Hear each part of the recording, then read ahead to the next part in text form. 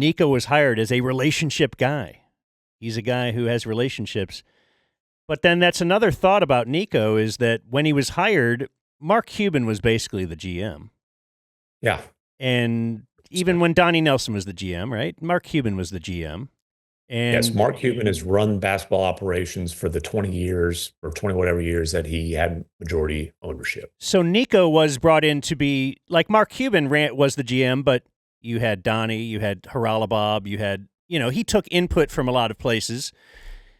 And I think that's what he planned Nico to be, one of the guys he would take input from.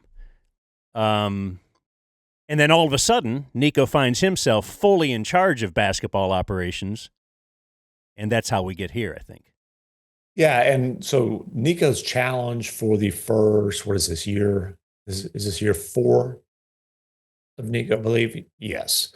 So Nico's challenge for the first 2.5 years, or at least one of his challenges, was to be the loudest and last voice in Mark Cuban's ear, right? Because if you're the loudest and you're the last, and that was like Donnie got boxed out a lot, right? Donnie by multiple people over the course of a couple of decades.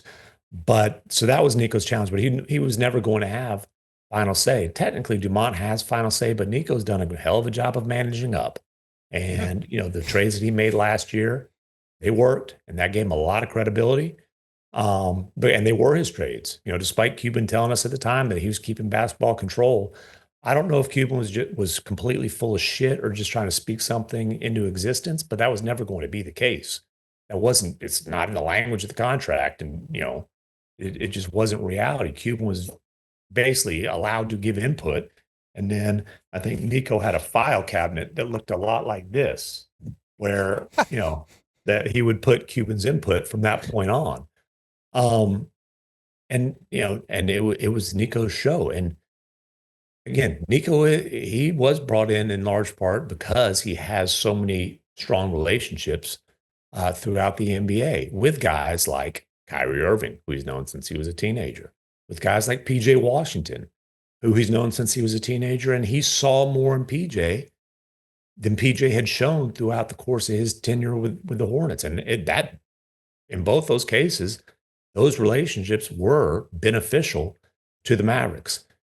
Another guy who he had a great relationship with, again, going back to this player's teenage years, was Anthony Davis.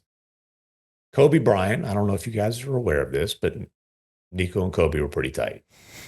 Extremely tight. I don't know if you've heard, but do you know about Matthew Stafford and Clayton Kershaw? I've heard once or twice. Okay, good. Just making sure. I covered those guys in high school, actually, back in my Dallas Morning News days. I saw Kershaw at a Mavericks game, actually, I don't know, a month or so ago. And I'm like, dude, when guys that I covered have gray hair in their beard, how old does that make me? Anyways, guys that I covered in high school. Anyways, so Nico's relationship with Kobe is as tight as he's been with anybody. Second on that list is probably Anthony Davis. So the relationship, Nico's relationships absolutely played a factor in this. Not only the fraying of his relationship with Luka, but when he decided to trade for Luka, he pretty quickly zeroed in on one specific target. He didn't just want to trade Luka. He wanted to trade him for Anthony Davis to bring in another of Nico's guys.